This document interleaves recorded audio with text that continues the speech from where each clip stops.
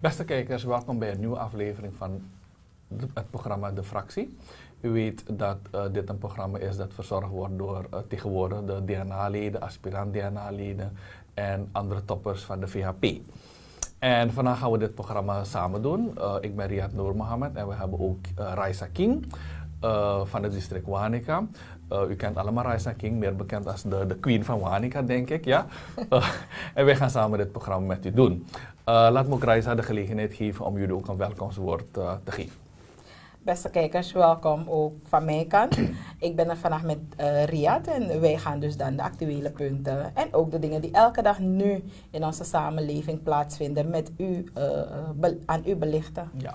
Goed, Raisa. We hebben vandaag twee belangrijke zaken die we gaan bespreken. Eén is de ontwikkeling in het parlement. Er zijn twee wetten in behandeling. Ja. Eentje is net afgerond. Dat is de wet over de koers. Laat me zeggen de Abdul-Koerswet. Abdul-Koerswet, ja, zo staat die bekend. Valuta. Juist, de valutawet. En die andere is binnenkort de Milieuwet. De Milieuwet is al begonnen. En je weet, milieu is een belangrijke issue voor Suriname. Dus die staat ook op de agenda om behandeld te worden. We gaan afsluiten met de coronavirus, want dat is heel ernstig. We gaan even kijken wat de oorzaak is geweest en wat de oplossingen zijn, wat tips naar de bevolking. En we sluiten af met het beleid, want de koers gaat omhoog. Ja. Wat is het beleid van de VHP? De verkiezingen zijn 25 mei 2020. Wat gaat de VHP doen? De coronavirus is hier. U weet dat in de hele wereld, in Suriname, heel veel mensen thuis moeten blijven. Dat betekent achterstand, verlies van kapitaal. Heel veel bedrijven gaan verlies lijden. Dat kan leiden tot ontslagen, etc. Terwijl de koers ook simultaan omhoog gaat en simultaan mensen juist werk zoeken. Dus de economie krijgt een grote slag. En de vraag is ook, hoe gaat de VHP met de impact van coronavirus omgaan? Ja toch? Precies. Oké, laten we even kijken naar de bekende wet die tot laat in de avond behandeld is. De Abdul-wet? De Abdul-wet, ja. Ja. Je weet dat eerst een wet in behandeling was van 1 pagina om wat strenger maatregelen te treffen tegen illegale geldtransactiekantoren. En daar werden de straffen verhoogd. En dat is op zich een goede wet. Ja. Ik bedoel, de VHP is tegen illegaliteit, et cetera. Dus van mijn part mag je de mensen straffen geven hoeveel je wil. Maar we hebben het gevolgd, iedereen heeft het gevolgd. Terwijl de vergadering niet vandaag werd, we zagen het in de zaal.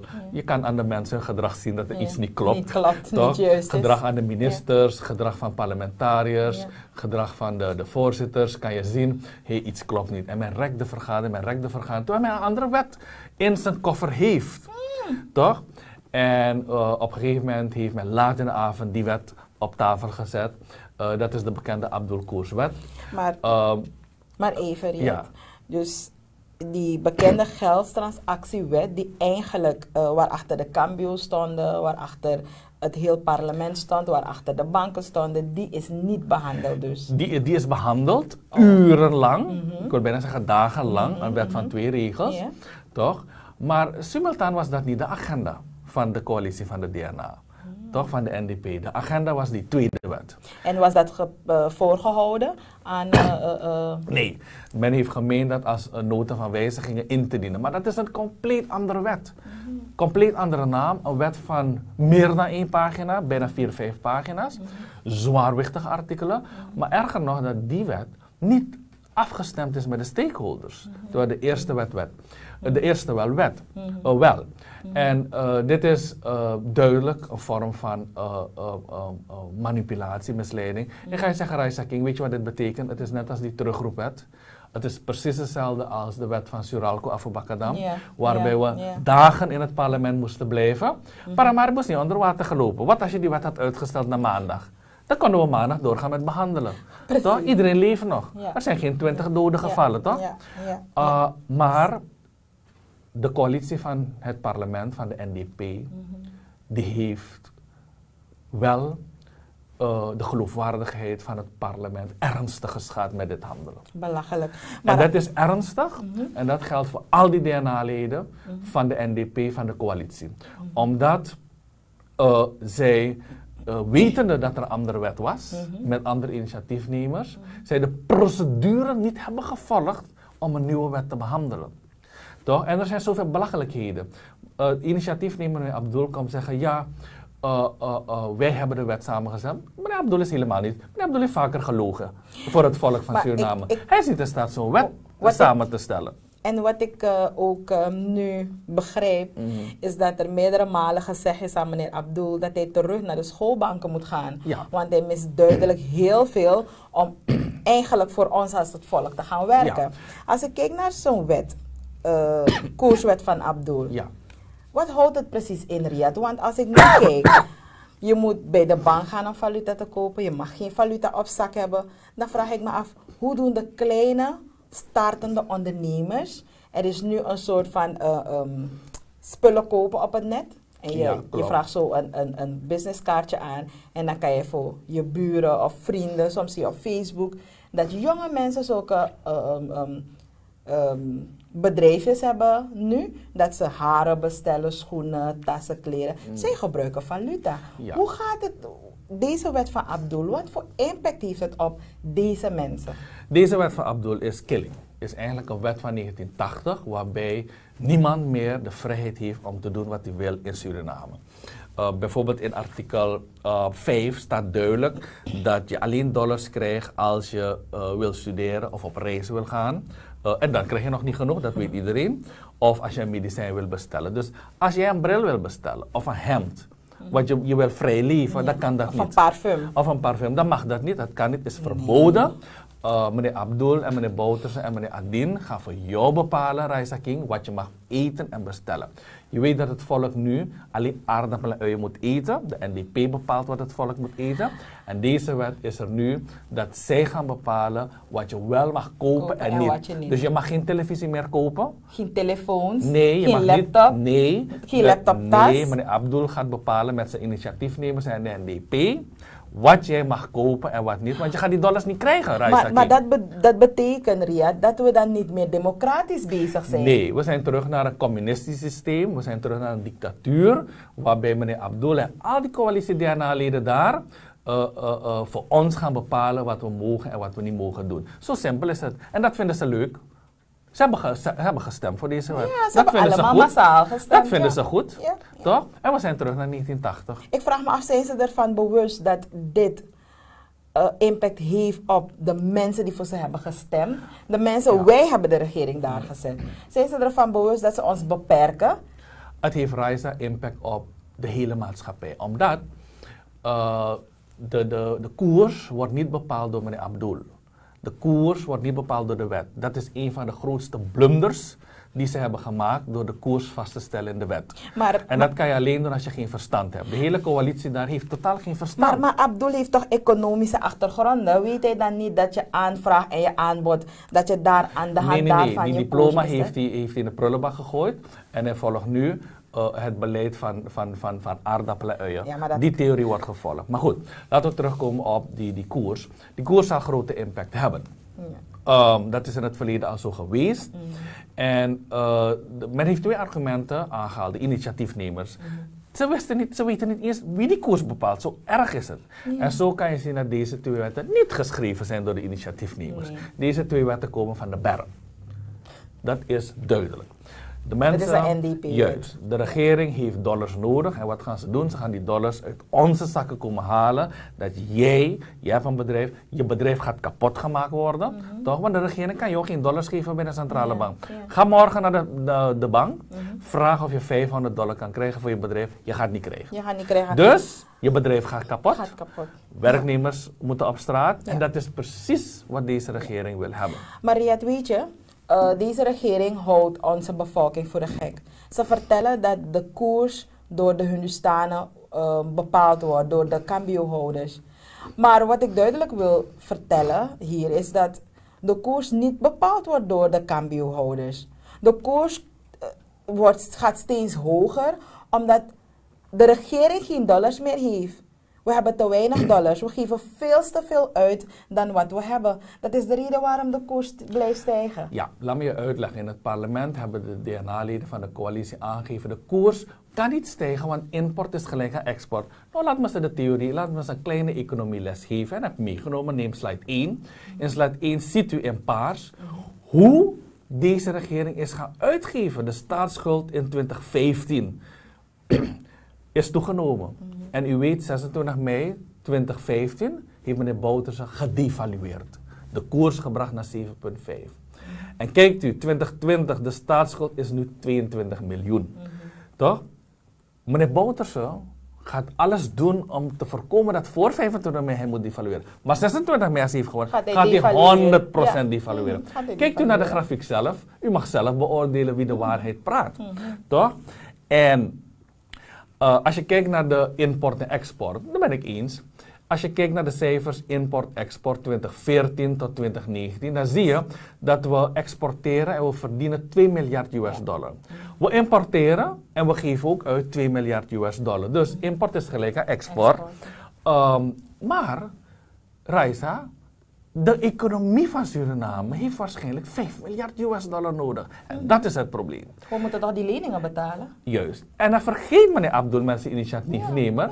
Waarom stijgt die koers? Ze zijn vergeten, kijkt u naar de grafiek in paars, dat ze lening hebben genomen in de orde van miljoenen, bijna 3 miljard US dollar. En ze vergeten dat ze dat morgen en overmorgen moeten aflossen. Dat zijn ze vergeten waarom die koers stijgt. En daarom geven we meer uit. En daarom geven we meer uit. Die dollars zijn er niet. De vraag is groter. Dus, wat is het gevolg? De koers gaat stijgen. En dan gaan we terug naar de historie. Toch, waar meneer Abdul en de NDP die denken dat ze ons voor de gek kunnen houden. De jongeren. De koers stijgt, want de VHP doet dat. Nee, kijkt u naar slide 3. De koers bij de NDP stijgt altijd als de NDP in de regering komt. Dat zie je hier, 1980, 87. Alle dollars opgemaakt. Kijkt u, de gele lijn gaat omlaag. 90, 91, alle dollars opgemaakt. 97, 2000, alle dollars opgemaakt. 2010, 2002, alle dollars opgemaakt. In al deze 5 periodes is de koers omhoog gegaan. Dus het is niet iets nieuws, Raisa King. Het is iets beleid van de NDP. Juist. En dat zie je hier weer, de koers, wat de koersen waren in de geschiedenis, slide 4. Toch? Vandaag zitten we op een koers van 7,52 die eigenlijk niet reëel is. De koers moet boven de 10 zijn. Toch? En je ziet waar paars is, stijgt de koers altijd. Dit zijn de feiten, dit zijn de bewijzen. En wanneer de VHP er is, en straks komen we over het beleid van de VHP. Wanneer de VHP in de regering is, dan ziet u dat de blauwe lijn horizontaal blijft. Wij willen hebben dat de koers stabiel blijft. Dat is de waarheid. En dat is de geschiedenis. En zo zie je dat deze regering opzettelijk de koers omhoog wil hebben, zodat ze controle hebben over ons. Precies, ja, toch? Precies. Zij willen degene zijn die eigenlijk de baas moeten zijn over alles. Maar we leven in een democratisch land. Dat betekent dat wij allemaal vrij moeten zijn in onze doen en laten. Precies. Wat ik ook duidelijk heb gemerkt van deze regering, is dat deze regering geen rekening houdt met niets en niemand. Ze doen wat ze willen, wanneer ze willen en hoe ze willen, zonder na te denken. Want vandaag aan de dag zit iedereen zich af te vragen, hoe verder met mijn bedrijf, hoe verder met mijn spaarrekening, hoe verder met me dit, hoe verder met me dat. Want alleen de regering bepaalt nu alles. Toch? Ze willen een koers van 7,52. Het is niet echt. En nu is mijn andere vraag. Hoeveel gaan ze kunnen verkopen aan een bedrijf? Hoeveel dollars? Hoeveel gaan ze kunnen verkopen aan een mens die bijvoorbeeld op vakantie wil gaan, die zijn dingen willen doen? Het is niet echt. Mensen moeten erbij blijven dat deze regering ons aan het verarmen zijn. Ze zijn ons aan het duperen. Want ik snap nergens van waar, maar hoe staat het verder? Wat zijn de stappen die ondernomen zullen worden? Raisa heeft het helemaal gezegd. De NDP verarmt ons elke dag openlijk. Terwijl de regering niet kan verantwoorden hoeveel die chartervliegtuig kost naar Afrika. Hoeveel ze hebben betaald in een hotel. Waar het geld naar Chotelal gegaan is. Komen dat niet verantwoorden in het parlement. Toch? Zoeken ze nog meer dollars van het volk om waarvoor weet ik niet te gebruiken. Er komt geen verklaring voor de helikopters die gekomen zijn. Hoeveel is daar betaald? Ze weigeren aan te geven hoeveel dollars betaald zijn. Dus deze regering moet je absoluut niet geloven. En geloofwaardigheid bepaalt of de koers stabiel wordt. Deze regering heeft bij niemand in de wereld Niemand in Suriname nog vertrouwen. En daarom gaat die koers omhoog. Ja. Wanneer de VHP komt, dan hebt u gezien in de grafiek dat de koers stabiliseert. Want het volk heeft vertrouwen. Bedrijven hebben vertrouwen. De internationale gemeenschap heeft vertrouwen. Maar in de geschiedenis heeft nooit iemand vertrouwen gehad. En dat is waarom de koers omhoog gaat. Meneer Abdul heeft een wet ingediend. Maar wie gelooft meneer Abdul nou? Niemand. Die mensen in het parlement begrijpen die grafieken van mij niet eens. Laat staan, hoe gaan ze de economie begrijpen? En dan hoe komt het dat zij zo'n wet hebben gemaakt? Het is drog. Het is allemaal drog. Deze wet is opgelegd door de berm. Maar goed, Raisa, we gaan dit onderwerp een beetje afronden. Ja, ik wil weten, Riyad, voor de kijkers, want het lijkt erop misschien, mensen denken soms, ja, jullie bespreken die mensen, maar zeg maar even de waarheid, Riyad. Jij bent DNA-lid. Heeft de NDP economen in hun team? En zijn de economen echt geschoold? Ik wil weten waaraan het ligt dat zij nooit een stabiele economie kunnen hebben in dit land. Want dat vertel jij en ik niet, dat wij onze geschiedenis ons. Juist. Dus ik wil weten, waar zijn de economen? Want economen moeten begrijpen van mensen, dit werkt niet. En dat gaat niet zo. Waar zijn de economen? Ja. Nou kijk, dit is Raisa de zoveelste waarheid dat de NDP geen partij voor het volk is. Geen partij voor de lage klasse. Geen partij is dat moet bestaan in Suriname. Precies. Het is een partij die 5 keren in de geschiedenis dit land heeft vernietigd. En de mensen, hun achterban, zelf laat pinaren. Ja. Daarom roepen alle mensen op, ook de NDP'ers, de Bautisten. Word bewust. Al 5 keer in uw leven bent u arm gemaakt geworden door deze mensen. Ja. Toch? Het is tijd dat u gaat naar de Orange Movement. De Orange Movement, in het parlement bij de behandeling van wet, moest die mensen horen gillen daar. Mevrouw Coutinho met de grote mond. Mevrouw Vreedzaam met de grote mond. Al die mensen met de grote mond. Zij hebben gestudeerd toen het front er was. Ja. Toen de koers stabiel was. Ja, ze konden de school betalen. Ze konden de school betalen. Vraag ze of ze hun kinderen vandaag naar school kunnen sturen. Ja. Toch? Ze moeten vandaag in rijen staan. Dat vinden ze goed. Toch? Ze hebben dankzij het front kunnen studeren en hun huis gebouwd. Ja. Dus dit is wat de NDP doet met zijn achterban, met zijn kiezers arm maken. En wij zijn de Raisa King met de Orange Movement om te gaan naar de NDP'ers, naar het hele volk. Om ze bewust te maken met deze feiten. Om 25 mei 2020 volledig af te rekenen. Want Raisa King, de prijzen gaan omhoog aan de supermarkten. De prijzen gaan omhoog worden. We gaan straks geen producten meer hebben in die winkels. De supermarkten zijn al leeg, dankzij meneer Bouterse. Want die mensen gaan niet kunnen kopen, ze gaan niets kunnen doen. Juist. We gaan geen producten meer hebben. Maar leuker nog, er is nu geen reden. Vroeger zei meneer Bouterse wereldcrisis. Daarna zei hij de kolonisator, de Nederland. Nederland heeft zelf problemen met coronavirus. Nu is het Abdul en Bouta crisis. Daarna zei hij de VHP. De VHP zit in de oppositie. Nu is het, ik weet niet wat voor reden hij nu heeft. Toch? Hij kan niet zeggen het is olie, want genoeg olie is op zee. Precies. Toch 5 miljard olie. Dus is het niet al verkocht? Precies. Ik weet niet wat voor reden hij nu gaat geven. Toch? Mensen, dit zijn de leugens. Dit zijn de misleidingen van meneer Abdul met zijn coalitie. Dit zijn de misleidingen en leugens van de regering Bouterse Adien. Wij van de Orange Beweging hebben dat met feiten en bewijzen aangetoond. Ja, precies. En wij van de VAP, wij hebben sowieso beleid wat betreft economie. Wij hebben plannen wat wij zullen uitvoeren wanneer we aan de macht komen. Voor ons is het heel erg belangrijk dat een ieder kan werken, kan sparen, zelf kan bepalen wat je wil eten, waar je naartoe wil gaan, wanneer je wil gaan, wanneer je auto koopt, hoe je je huis bouwt. Dat is hoe wij hebben democratie in onze beweging. En dat gebruiken we ook wanneer we aan de macht komen. We zijn geen baas.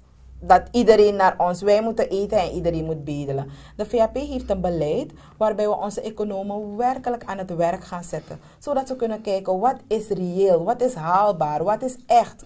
Hoe gaan we het oplossen? En dat hebben we allemaal in huis. Wil je een gezond leven leiden, wil je geen paarse virus hebben, dan moet je gewoon overstappen naar de Orange Movement. Want alleen met de Orange Movement in de regering kan ik je een leefbare Suriname verzekeren. Nu, ik snap niet waar we naartoe gaan nu. Inderdaad, Raisa, het beleidsplan van de VHP is klaar, het verkiezingsprogramma is klaar en dit groot economisch probleem heeft de VHP in het verleden al vaker moeten oplossen. Ja. Dus ook wij gaan het dit keer oplossen. Een van de belangrijkste zaken die de VHP 26 mei 2020 gaat doen, als u massaal uw stem geeft, dan pas. Ja. Als u ons maar 10 zetels geeft, dan gaat het erger worden. Ja. Dus geeft u de Oranjebeweging 28 zetels of meer, is de koers stabiliseren. Ja. Alvast, dat is het meest belangrijkste. Weer geloof in onze economie. Ja. Mensen gaan geloven in een goed bestuur. Ja. En goed bestuur gaat maken dat de internationale gemeenschap goedkoop geld gaat geven aan Suriname om die vele schulden af te lossen. En als de schulden omlaag gaan reizen, dan kunnen meer mensen weer gewoon dollars krijgen en dan gaat de economie op gang komen. Mensen gaan willen investeren. Dus je krijgt werk, toch? Werkgelegenheid, prijzen zullen betaalbaar zijn en dan gaat die economie weer beginnen te rollen.